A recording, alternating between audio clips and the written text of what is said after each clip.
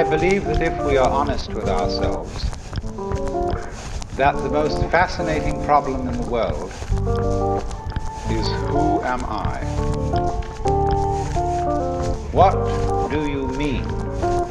What do you feel when you say the word I myself? I don't think there can be any more fascinating preoccupation than that, because it's so mysterious, it's so elusive. Because what you are in your inmost being escapes your examination in rather the same way that you can't look directly into your own eyes without using a mirror, you can't bite your own teeth, and you can't touch the tip of this finger with the tip of this finger. And that's why there's always an element of profound mystery in the problem of who we are. This problem has fascinated me for many years, and I've made many inquiries, and there is a certain consensus about this, a certain agreement, especially among people who live in Western civilization. Most of us feel I, ego, myself, my source of consciousness, to be a center of awareness and a source of action that resides in the middle of a bag of skin. And so we have what I have called the conception of ourselves as a skin encapsulated ego. Now, it's very funny how we use the word I. We don't say, I beat my heart, in the same way as we say, I walk, I think, I talk. We feel that our heart beats itself, and that has nothing very much to do with I. In other words, we don't regard I myself as identical with our whole physical organism. We regard it as something inside it. And most Western people locate their ego inside their heads. You are somewhere between your eyes and between your ears, and the rest of you dangles from that point of reference. It is not so in other cultures. When a Chinese or Japanese person wants to locate the center of himself, he points here to what Japanese call the kokoro, or the Chinese call shin, the heart, mind. Some people also locate themselves at the solar plexus. But by and large, we locate ourselves behind the eyes and somewhere between the ears. We speak of coming into this world. And this whole sensation that we are brought up to have of being an island of consciousness locked up in a bag of skin, facing outside us a world that is profoundly alien to us in the sense that what is outside me is not me. This sets up a fundamental sensation of hostility and estrangement between ourselves and the so-called external world. Therefore, we go on to talk about conquest of nature, conquest of space, and view ourselves in a kind of battle array towards the world outside us. Now actually, it is absolutely absurd to say that we came into this world.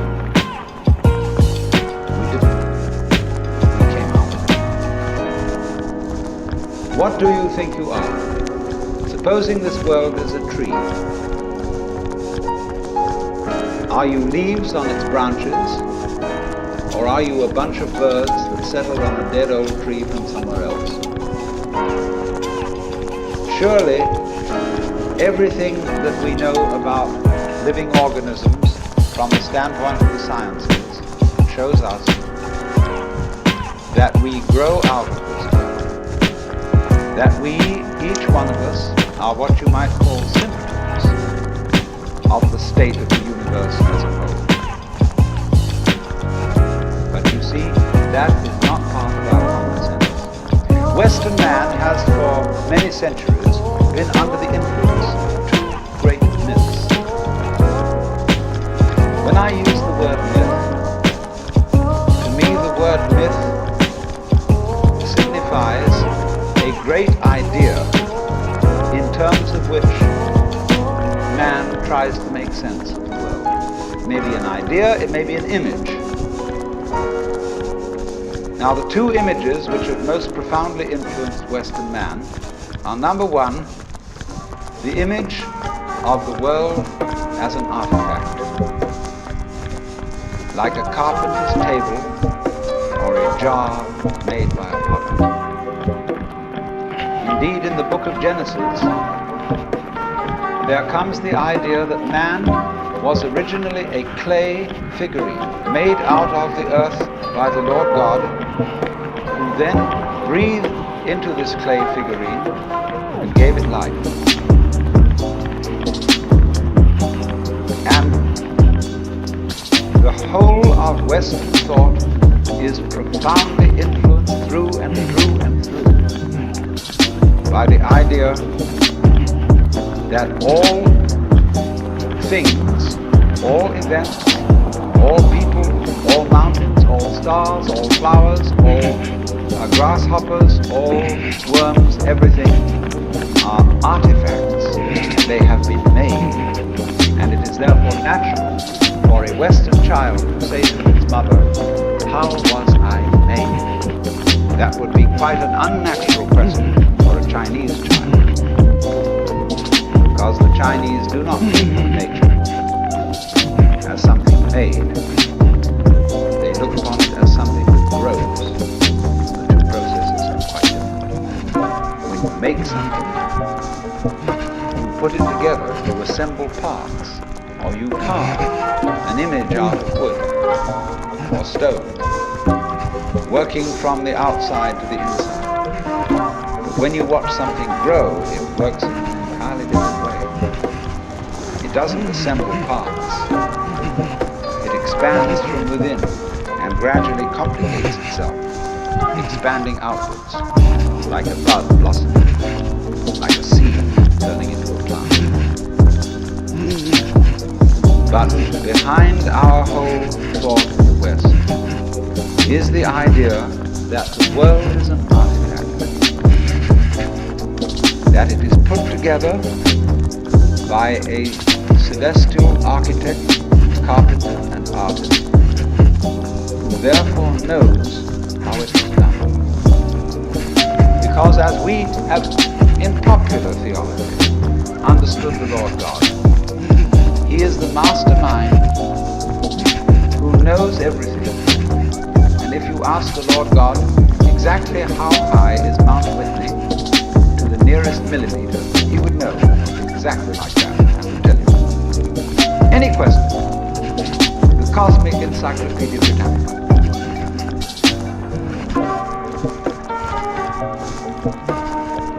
Unfortunately, this particular image or myth became too much for Western man because it was oppressive. To feel that you are known through and through, watched all the time by an infinitely just judge. Everywhere is this eye watching, and judging you, so that you always feel you're never really by yourself. But the old gentleman is observing you and writing notes in his black book. And this became too much for the West. It became oppressive. They had to get rid of it. And so instead, we got another myth. The myth of the purely mechanical universe. This was invented at the end of the 18th century. It became increasingly fashionable throughout the course of the 19th century and well into the 20th century, so that it is today's common sense. Very few people today really believe in God in the old sense. They say they do, but they really hope there is a God. They don't really have faith in God. They fervently wish that there was one and feel that they ought to believe that there is. But the idea of the universe being ruled by that marvelous old gentleman is no longer possible. It isn't that everybody is disproved, but it just somehow doesn't go with the vast infinitude of galaxies and the immense light year distances between them and so on. So instead, it has become fashionable. And it is nothing more than fashionable to believe that the universe is done. That intelligence, values, love, divine feeling reside only within the bag of the human epidermis. But outside that, the thing is simply a kind of chaotic, stupid interaction of blind forces. Courtesy of Dr. Freud, for example, biological life is based on something called libido, which was a very, very loaded word. Blind, ruthless, uncomprehending lust. That's the foundation of the human unconscious. And similarly to thinkers of the 19th century, like Ernst Haeckel, even Darwin, T.H. Huxley, and so on, there was this notion that at the root of being is an energy. And this energy is blind. This energy is just energy. And it's utterly and totally stupid. And our intelligence is an unfortunate accident. By some weird freak of evolution, we came to be these feeling and rational beings, more or less rational. And this is a ghastly mistake, because here we are in a universe that has nothing in common with us. doesn't share our feelings, has no real interest in us. We're just a sort of cosmic fluke. And therefore, the only hope for mankind is to beat this irrational universe into submission and conquer it and master it. Now, all this is perfectly idiotic. If you would think that the idea of the universe as being the creation of a benevolent old gentleman, although he's not so benevolent, he takes sort of this hurts me more than it's going to hurt you sort of attitude. You can have that on the one hand, and if that becomes uncomfortable, you can exchange it for its opposite, the idea that the ultimate reality doesn't have any intelligence at all. At least that gets rid of the old bogey in the sky, in exchange for a picture of the world that's completely stupid.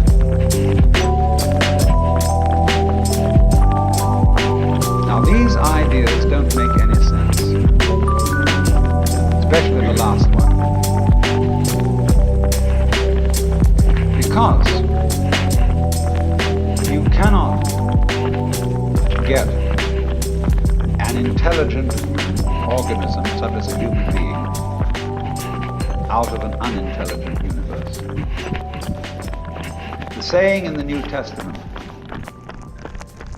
that figs do not grow on thistles nor grapes on thorns applies equally to the world. You do not find an intelligent organism living in an unintelligent environment. Look, here is a tree in the garden, and every summer it produces apples, and we call it an apple tree, because the tree eats apples. That's what it does. All right, now here is a solar system inside a galaxy, and one of the peculiarities of this solar system is that at least on the planet Earth, the thing peoples. In just the same way that an apple tree apples. Now maybe 2 million years ago, somebody came from another galaxy in a flying saucer and had a look at the solar system. And they looked it over and shrugged their shoulders and said, just a bunch of rocks. And they went away. Later on, maybe 2 million years later, they came around and they looked at it again. And they said, excuse me, we thought it was a bunch of rocks, but it's people. And it's alive, after all, it has done something intelligent. Because you see, we grow out of this world in exactly the same way that the apples grow on the apple tree. If evolution means anything, it means that. But you see, we curiously twist it. We say, well, first of all, in the beginning, there was nothing but gas and rock. And then intelligence happened to arise in it, you know, like a sort of fungus or slime on the top of the whole thing. But we're thinking in a way, you see, that disconnects the intelligence from the rocks. Where there are rocks, watch out. Watch out. Because the rocks are going eventually to come alive. And they're going to have people crawling on them. It's only a matter of time. Just in the same way as the seed, the acorn, is eventually going to turn into the oak, because it has the potentiality of that within it. Rocks are not dead. You see, it depends on what kind of attitude you want to take to the world. If you want to put the world down, you say, oh well, fundamentally it's only just a lot of geology. It's a stupidity. And it so happens that a kind of a freak comes up in it which we call consciousness. That's an attitude that you take when you want to prove to people that you're a tough guy, that you're realistic, that you face facts, and that you don't indulge in wishful thinking. It's just a matter of role-playing. And you must be aware of these things. They are fashions in the intellectual world. On the other hand, if you feel warm-hearted towards the universe, you put it up instead of putting it down. And you say about rocks, they're really conscious, but a very primitive form of consciousness. Because after all, when I take even this crystal here, which is glass, and go, well, it makes a noise. And that response, that resonance, is an extremely primitive form of consciousness. Our consciousness is much more subtle than that. But when you hit a bell and it rings, you touch a crystal and it responds, inside itself, it has a very simple reaction. It goes jangle inside, whereas we go jangle with all sorts of colors and lights and intelligence, ideas and thoughts. It's not complicated. But both are equally conscious. But conscious in different degrees. That's a perfectly acceptable idea. See, all I'm saying is that minerals are a rudimentary form of consciousness, whereas the other people are saying that consciousness is a complicated form of universe. What they want to do is to say everything is kind of blah, whereas what I want to say is hooray, life is a good show. Now then, as we study man or any other living organism, and try and describe it accurately and scientifically, we find that our normal sensation of ourselves as isolated egos inside a bag of skin is a hallucination. It really is absolutely nutty. Because when you describe human behavior,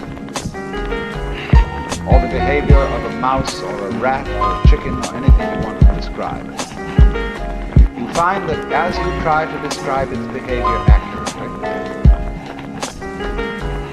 you must also describe the behavior of its environment. Supposing I walk, and you want to describe the action of walking. You can't talk about my walking without also describing the floor.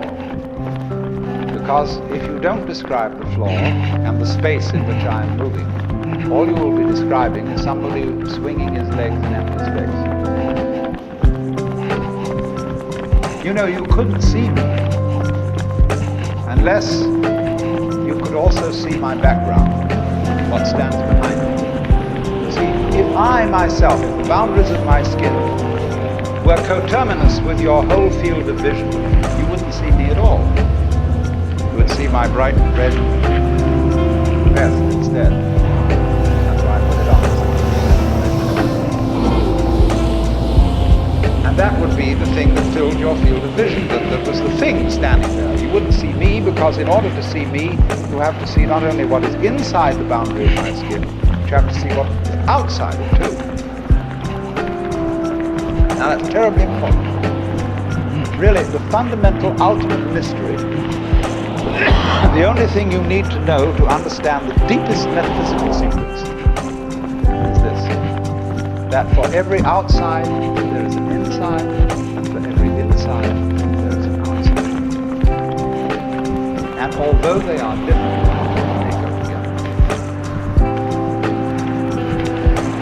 There is, in other words, a secret conspiracy between all insides and all outsides. And the conspiracy is this: to look as different as possible, and yet underneath to be identical. Because you don't find one without the other. Like Tweedledum and Tweedledee agreed to have a battle. Note that, agreed. So there is a secret. What is esoteric, what is profound, and what is deep is what we will call the implicit. What is obvious and on the open is what we will call the explicit.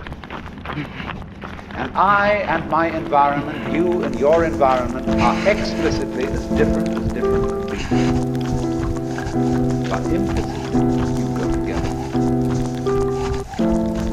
And this is discovered by the scientist when he tries, as with the whole art of science is to describe what happens exactly. When he describes exactly what you do, he finds out that your behavior is not something that can be separated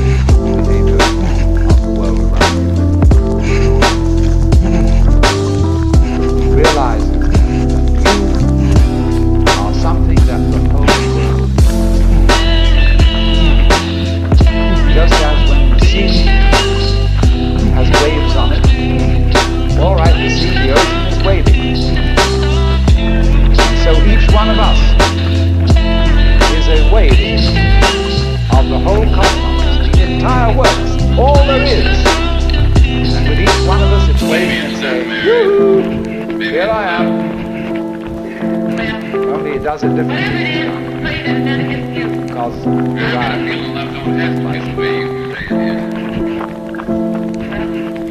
See, the funny thing is, we haven't been brought up to feel that. Instead of feeling that we, each one of us, are something fluid, realm of being, we feel that we are something that has come into the whole realm of being as a stranger. When we were born, we don't really know where we came from, but we don't remember. When we die, that's what's going to be there.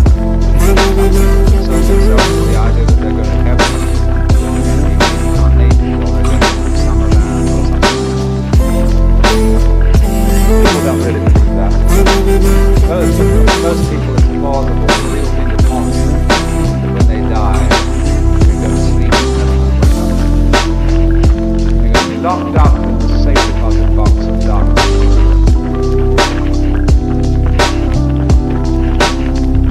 But that all depends on a false notion of what is oneself.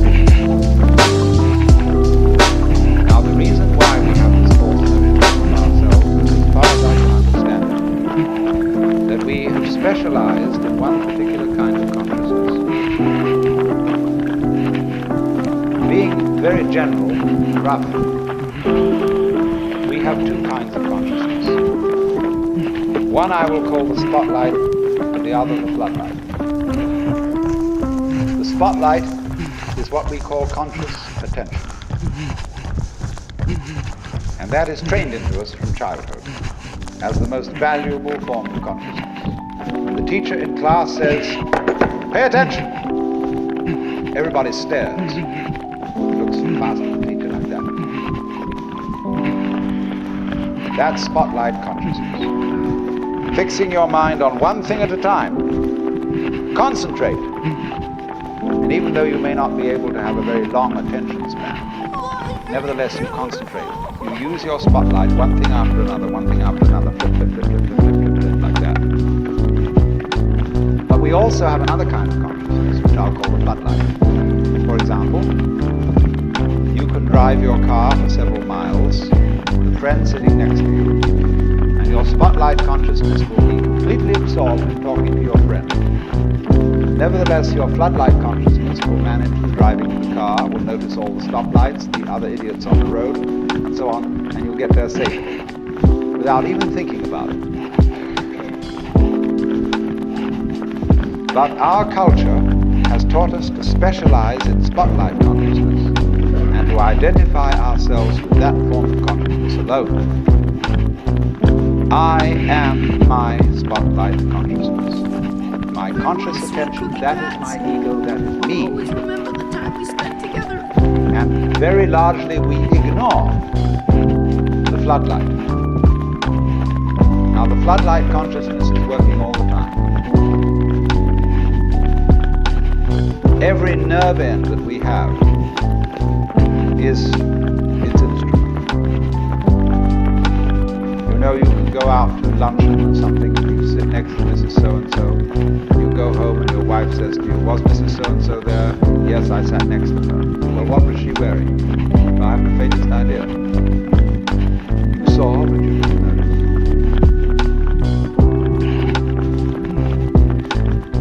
Now, because we have been brought up to identify ourselves with the spotlight consciousness, and the floodlight consciousness is undervalued, we have the sensation of ourselves as being just the spotlight. Just the ego that looks and attends to this and that and the other.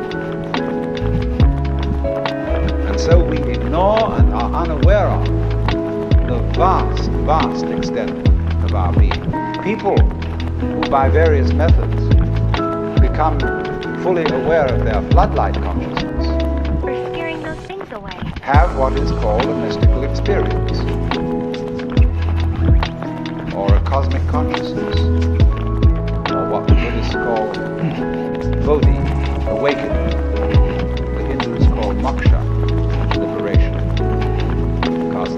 discover that real, deep self, that which you really are, fundamentally and forever, is the whole of being. All that there is works. That's you. Only that universal self that is you has the capacity to focus itself at ever so many different here and nows.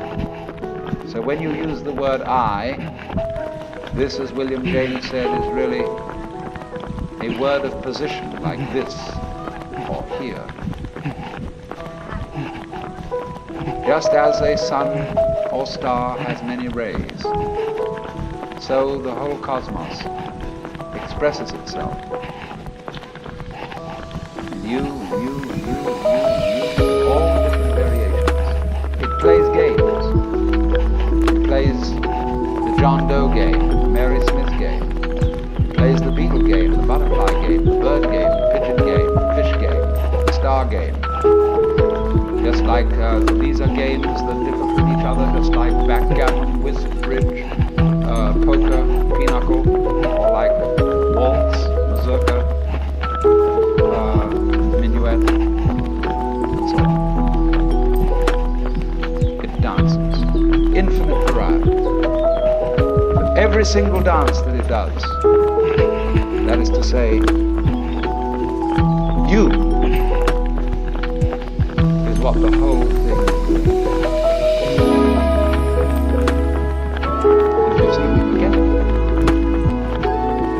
Don't know. We've been brought up in a special way so that we are unaware of the connection, unaware that each one of us is the words playing this way for a while. So we have been taught to dread death, as if that were the end of the show. It won't happen anymore. And therefore, to be afraid of all the things that might bring about death, pain, sickness, suffering. And if you don't know this, if you're not really vividly aware of the fact that you are basically the works, you have no real joy in life. You're just a bundle of anxiety mixed up with guilt. Because you see, when we bring children into the world, we play awful games with them. Instead of saying, how do you do? Welcome to the human race. Now, my dear, we are playing some very complicated games. And these are the rules of the game we play. I want you to understand them, and then you learn them, and then when you get a little bit older, you may be able to think up some better rules. Instead of being quite direct with our children, instead we say, so here you are. It's a nasty baby now. You're here on probation, you understand that? And maybe when you grow up a bit, you'll be acceptable. But until then, you should be seen and not heard. You're a mess. And you've got to be educated and schooled and whipped until you're human. So that these attitudes which are inculcated into us in infancy go on into old age. The way you start out is liable to be the way you finish. So people going around fundamentally feeling that they don't belong. Because their parents said to them in the first place, look, you don't really belong here. You're here on sufferance. You're on probation. You're not a human being yet. And people feel this right on into old age. And so they figure that the universe is presided over by this awful kind of God the Father parent, who, yes, has our best interest at heart, is loving, but who spares the rod, spoils the child. Whom the Lord loveth, he chastens. So everybody's When's it gonna hit next? So don't feel that they belong. So we get this ghastly, what I call Christian ego, a little bit Jewish too,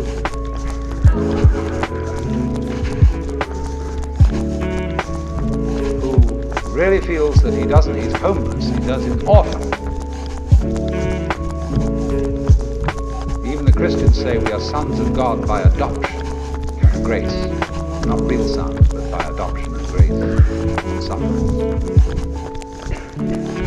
And so comes the sensation, so characteristic of Western man and indeed of all highly civilized people, of being a stranger in the earth, a momentary flash of consciousness between two eternal blackness.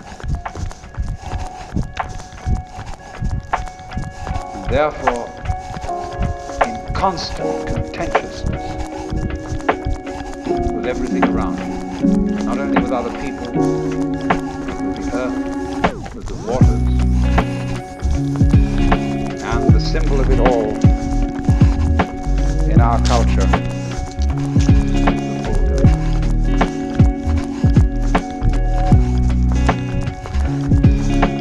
where I live, aboard a ferry boat, there is opposite us, across the water, was opposite us, some lovely hills.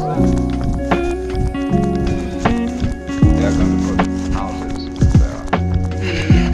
But they're going to try and put the sort of houses you would find in a suburban tract plot on a hill, of all things. Because a good architect can make a house on the hill. You don't have to destroy the hill to put a house on it. And if you want to live on a hill, obviously you want to live on a hill. And you don't want to destroy the hill by virtue of living on it. But that's what they do, especially in California. Texas kind of flat. They don't have to do that kind of